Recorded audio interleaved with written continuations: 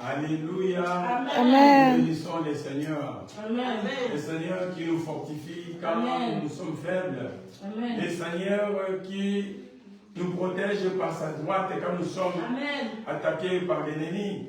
Oh, c'est ce Dieu que nous glorifions, c'est lui qu'on appelle éternel, Dieu tout-puissant. C'est lui le Père de Jésus-Christ, c'est notre Seigneur et Roi. Alléluia. Amen. Oh, nous saluons la présence du Saint-Esprit en ces lieux. Alléluia. Vous êtes très forts. J'ai béni le Seigneur pour vous. Après les cultes interculturels d'hier, nous sommes encore en ces lieux. Cela prouve que nous sommes des vaillants soldats de l'armée céleste. Oh, que la gloire, la louange et les honneurs soient rendus à Jésus-Christ, notre Seigneur et Roi. Alléluia. Bien-aimé dans le Seigneur, bien des fois, tu te plains, tu te lamentes, tu as des soucis. Des soucis, ce n'est pas parce que tu as fait quelque chose de mal à quelqu'un. Des soucis, des regrets, des remords. Parce que, après avoir fait du bien aux gens, mais tu te retrouves dans une situation où tu te sens victime, où tu te sens victime, tu te sens comme quelqu'un qui a été martyrisé, une personne qu'on a molestée, une personne qu'on a exploitée. Alléluia. Amen. Je pense que chacun de nous se retrouvait déjà dans cette situation. D'autres, dans leur vie, ça a toujours été comme ça. Ils sont bien. Ce sont des bonnes personnes. Comme on dit, les Anglais disent, these people have beautiful hearts. Hein? Ces gens ont des cœurs beaux. Hein? Mais ces cœurs ont toujours été poignardés. Ces cœurs ont toujours saigné. Ça commence même dans les familles. Tu fais du bien à tes frères, à tes sœurs, à tes cousins, à tes cousines. Mais qu'est-ce que tu reçois avec tout? Ce sont des flèches, des méchancetés, des haines, donc de convoitises. Toi, tu veux aider quelqu'un pour qu'il sorte d'une situation, mais la personne veut comment dirais-je, il veut te déraciner. Lui, il veut prendre ta place. Alléluia. Amen. Il veut prendre ta place. Toi, tu lui donnes un doigt, lui, il veut prendre ta main. Bien-aimé, le monde est méchant. Le monde est cruel. J'ai entendu certaines personnes dire que moi, je n'aiderai plus quelqu'un. Pourquoi? Parce qu'il a été poignardé. Il en souffre. Il a même la douleur jusqu'aujourd'hui. Le sang coule encore jusqu'aujourd'hui dans son cœur. Son cœur saigne encore. Il n'est pas encore guéri de cette souffrance, de cette peine. Pourtant, il voulait faire du bien. Bien-aimé dans le Seigneur, laissez-moi te dire, il y a un Dieu qui est dans les cieux, qui contrôle toutes choses. Amen. Il a un livre qu'on appelle le livre des souvenirs. Amen. Et dans ce livre-là, il y a un jour, quand Dieu va commencer à paginer ce livre, il va lire page par page, ça sera peut-être la page qu'il va lire. Et quand Dieu va lire cette page, bien aimé, ça sera une délivrance totale. Amen. Même les enfers, même les enfers ne peuvent point contre toi. Parce que quand Dieu a dit, personne ne peut riposter, personne ne peut contredire. Alléluia. Amen. Ne te combats pas contre les vents. Ne te combats pas contre les gens qui te font du mal. Car leur sort appartient à l'Éternel. Alléluia. Amen. Qu'est-ce que tu dois faire, bien-aimé? Je vais lire la parole de Dieu. Je vais lire le livre d'Ésaïe, du prophète Ésaïe. Ésaïe, je vais lire le chapitre 43. Alléluia. Amen. Je vais lire le verset 26. Bien-aimé, suivez-moi très bien. La Bible dit ici, réveille ma mémoire, plaidons ensemble, parle toi-même pour te justifier. Amen. Alléluia. Amen. Je recommence Ésaïe, chapitre 43, au verset 26. Je ne vais pas beaucoup lire. Je ne lis que ce petit passage. remplis d'onction et de puissance. Amen. La Bible dit ceci. Réveille ma mémoire. Plaidons ensemble. Amen. Parle de toi-même pour te justifier. Amen. Alléluia. Amen. Qu'est-ce qui se passe ici? C'est Dieu qui parle, non? Alléluia. Amen. Il y a des fois, c'est nous qui allons toujours vers Dieu. Nous allons faire quoi? Nous allons nous plaindre. Nous avons des problèmes. On nous fait du mal. C'est vrai ce que nous disons. Est-ce que dans cette vie sur la terre, devrons-nous toujours nous victimiser? Devrons-nous toujours plairer? Et les méchants se réjouissent. Celui qui a contracté une dette chez toi, qui ne veut pas plairer, qui ne veut pas payer, tu continueras toujours à plairer. Bien aimé, il y a plein de choses que les méchants, les gens qui se sentent forts par rapport à nous, après un bienfait, ces gens-là commencent à nous faire du mal. Laisserons toujours, toujours ces gens-là continuer avec leurs mauvaises actions. Ici, écoutez la parole de Dieu. La Bible dit, réveille ma mémoire. C'est Dieu qui parle. Hein? Et c'est bizarre. Hein? Dieu dit, réveille ma mémoire. Amen. Ça veut dire c'est toi. Maintenant c'est toi. On te dit, toi réveille la mémoire de Dieu. Rappelle, ça veut quelque part dire, rappelle à Dieu. Amen. Vous comprenez? Amen. Il y avait un tel jour, Seigneur, j'avais fait ceci. Alléluia. Amen. Dieu sait, mais il veut que toi, tu sois conscient ou consciente de ce que tu as fait. Seigneur, c'était un jour à Steinton. J'ai vu une petite fille tomber, il avait faim. Qu'est-ce que j'ai fait? J'avais 10 euros dans mes poches. C'est les 10 euros qui me restaient. Peut-être que pour Félix, dans ma semaine. Mais j'ai vu que je ne pouvais pas laisser cette fille dans cet état. Qu'est-ce que je fais? Seigneur, je me suis sacrifié, je lui ai donné 10 euros. Alléluia. Est-ce que Seigneur, dans mon livre de souvenirs, Amen. tu n'as pas dit ça? Regarde mon état. Regarde-moi dans cette situation. Je n'ai personne à qui compter. Est-ce que Seigneur, voudras-tu que ton nom soit hué, que ton nom soit moqué à cause de moi qui parle toujours de toi? Nous croyons un Dieu qui est un Dieu de défis. Amen. Un Dieu, quand il y a un défi, quand vraiment tu les défends, ce Dieu-là descend. S'il faut descendre des feux, il envoie des feux. S'il faut envoyer des anges, il envoie des anges. Amen. Parce qu'il ne laissera jamais qu'une autre personne, un faux Dieu, puisse récupérer sa gloire. Pour sa gloire, Dieu descend. S'il faut ressusciter Lazare ce jour-là, même enterré il y a 4 jours, Lazare va sortir. Alléluia. Amen. Alléluia. Amen. Amen. Qu'est-ce que nous faisons quand nous avons des problèmes? Nous pleurons. Alors que le Seigneur regarde. Voilà un enfant qui ne connaît pas ses doigts. Parce que dans la vie chrétienne, il y a des enfants de Dieu et il y a des fils et des filles de Dieu. Amen. Vous connaissez la différence? Enfant de Dieu et fils de Dieu. Un enfant de Dieu, c'est une personne qui ne connaît pas ses doigts. Alléluia. Amen. Il ne connaît pas ses doigts, c'est un enfant. On met un tuteur à côté, il plaît, biberon. Oh, il a faim, je vais donner un petit bain. Donc c'est un enfant. Il y a un héritage pour lui, mais il ne saura pas gérer cet héritage. Même si on lui donne un billet de 10 euros, il risque de déchirer ça. Raison pour laquelle il y a quelqu'un de côté qui fera quoi? Qui l'accompagnera jusqu'à ce qu'il va atteindre l'état adulte. Alléluia. Amen. C'est ce qui deviendra majeur.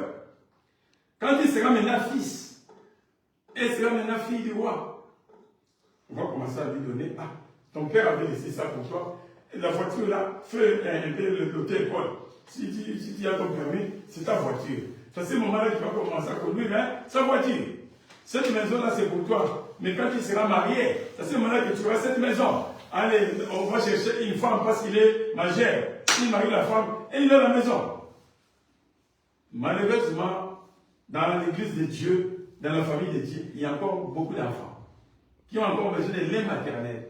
Ils ne peuvent pas manger de la nourriture solide comme dit l'apôtre Paul. Raison pour laquelle on plaît. Mais le jour où nous allons vivre par le renouvellement d'intelligence et de pensée en Christ par le Saint-Esprit, quand nous allons nous rendre compte que nous ne sommes plus des enfants, nous sommes devenus des fils et des filles du royaume. À ce moment-là, le Seigneur va faire pour la première chose. il va nous mettre une bague au doigt, comme l'enfant prodigue, qui est parti avec dilapider l'argent de son père parce qu'il c'était encore un enfant.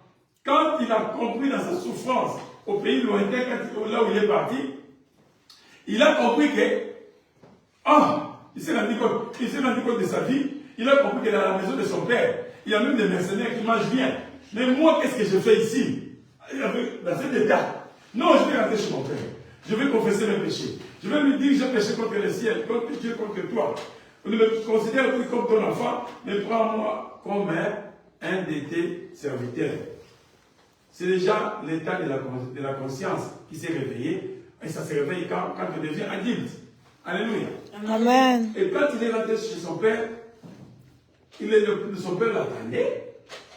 Quand le père l'envoie, il courut vers lui, il l'embrasse. La première chose que le père a fait, il lui a donné une bague, l'anneau au doigt, qui symbolise que la personne ici m'appartient. Alléluia. Amen. Une personne mûre, une personne à qui je peux faire confiance. Vous savez, dans les anciens temps, si je veux envoyer un ambassadeur, si je veux envoyer quelqu'un pour me représenter quelque part, certaines personnes, les Romains, ils mettaient au doigt une bague. C'est comme un cachet représentant la personne là. Quand la personne qui attendait voyait la bague, il comprenait que c'est elle qui a envoyé la personne. Alléluia.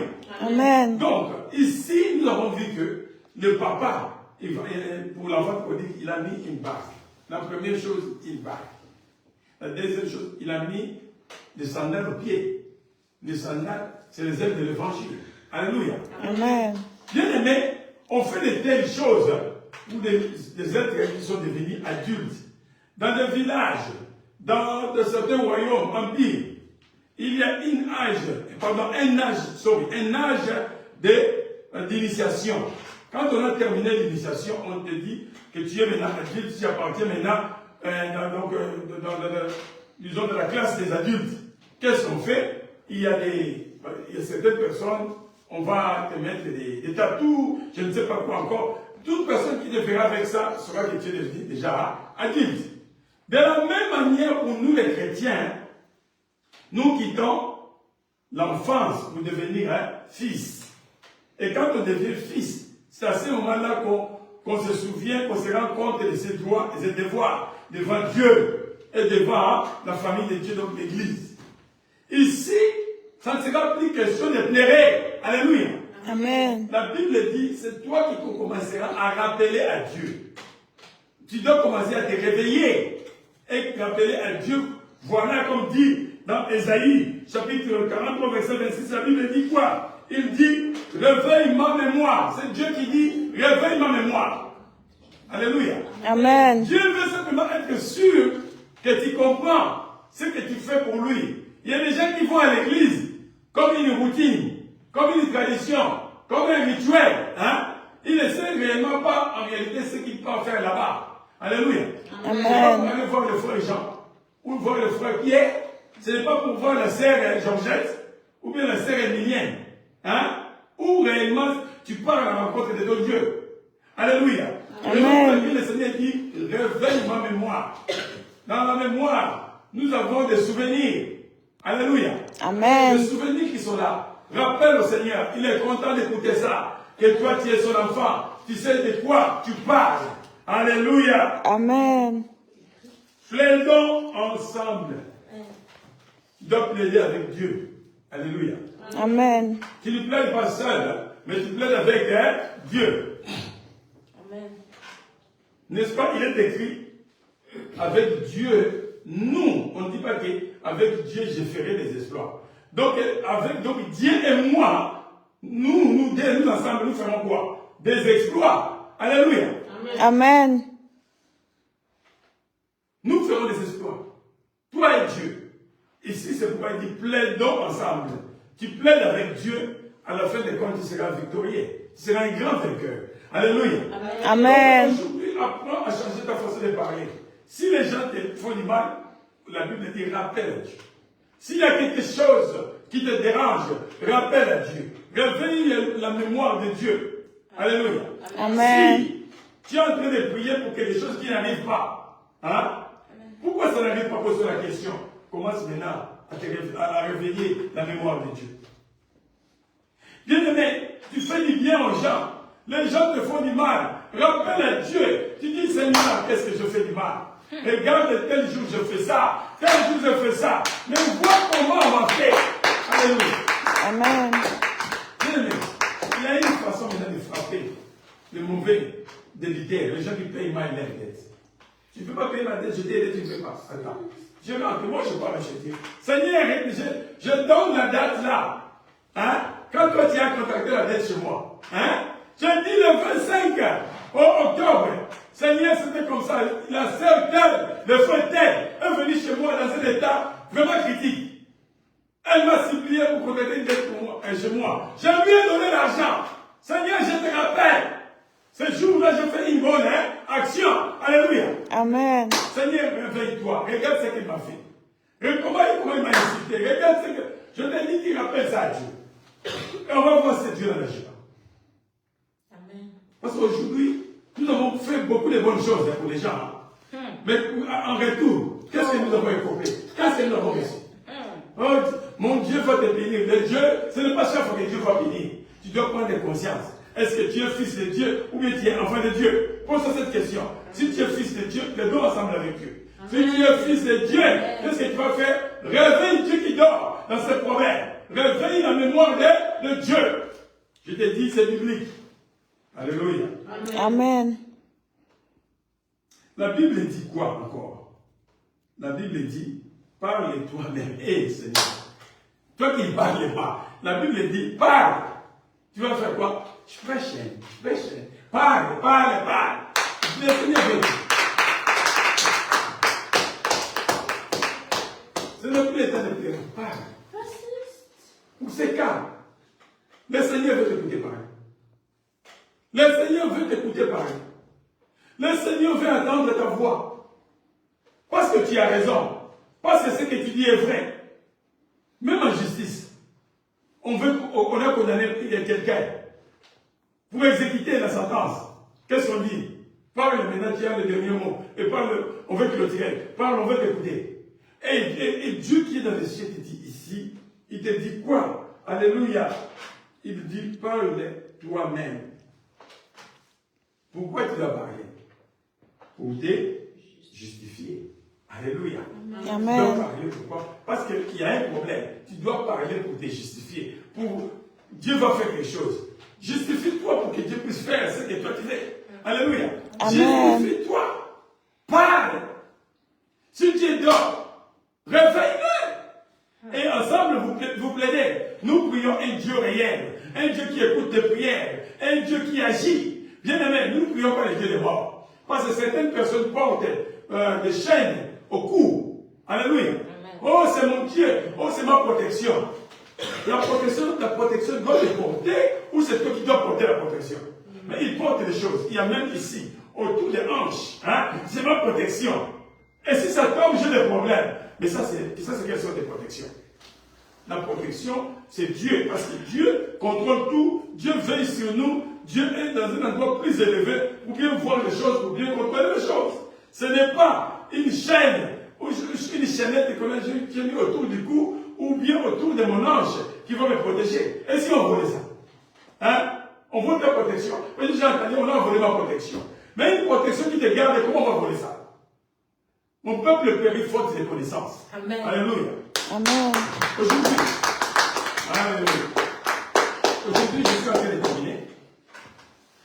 Mon message, bien aimé, réveille Dieu qui dort. Réveille la mémoire de Dieu. Parce que Dieu doit faire quelque chose pour toi. Réveille sa mémoire. Amen. Tu vois une injustice qui s'installe contre toi. Réveille la mémoire de Dieu. Rappelle-lui ce qu'il a déjà fait pour toi. Tout ce que tu as fait pour lui. Amen. Que tu n'es pas n'importe qui, tu es son fils. Amen. Alléluia. Amen. Un jour, je vous lis, tu as fait une prière avec un petit fouet. Et je voulais le corriger. Vous savez pourquoi j'ai laissé? Papa, moi, je suis ton fils, tu veux me taper.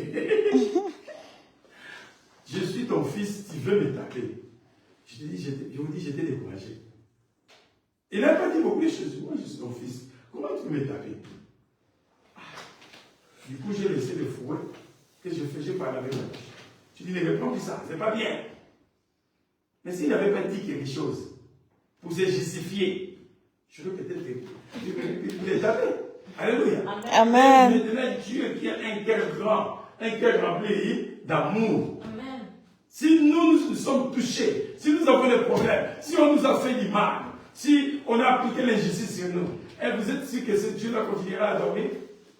Il faut se réveiller. C'est pourquoi la Bible dit, réveille la mémoire de Dieu. Amen. Alléluia.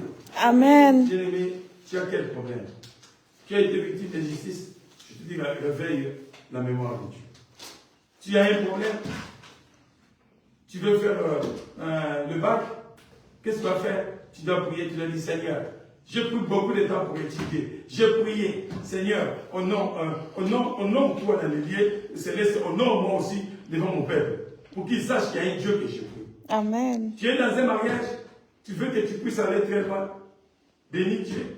Dis-lui ce que tu as fait. Alléluia. Qu'il regarde dans son livre de souhaits, il regarde pour ce mariage, j'ai fait ceci, j'ai fait cela. Seigneur, moi j'ai besoin de ça pour quoi? Alléluia.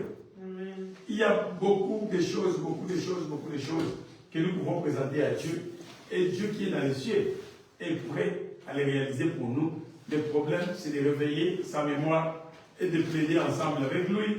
Troisièmement, tu dois parler pour justifier la cause, la raison de ta requête. Que le Seigneur bénisse sa parole. Amen.